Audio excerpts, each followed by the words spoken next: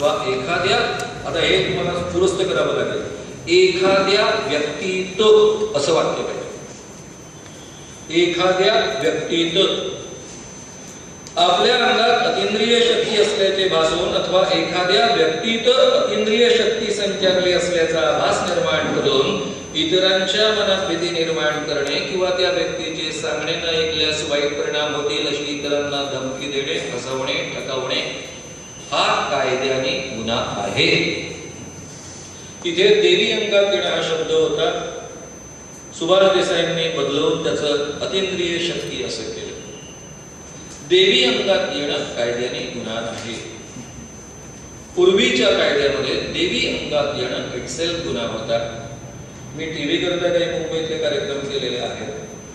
त्यावेळेस एकट्या गिरगावामध्ये 200 मंदिरं, एकेका मंदिरामध्ये 200 बायका नाचायच्या केवळ एका दिवशी अष्टमीच्या.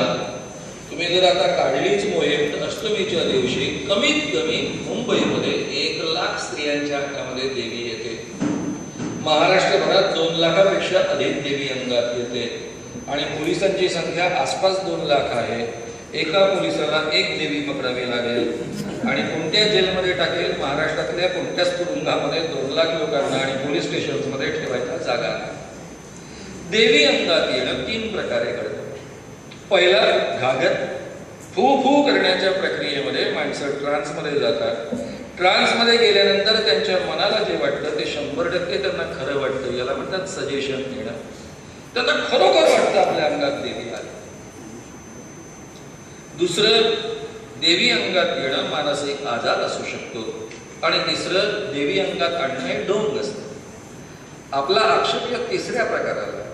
पहिला 2 प्रकार हे प्रबोधनाचे विषय आहे. तिसरा प्रकार कायद्याच्या हस्तक्षेपाचा आहे, जो ढोंग करून इतरांना फसवतो. कारण देवी अंगात येणं हा भयानक प्रकार आहे महाराष्ट्रामध्ये. निरुपद्रवी नाही.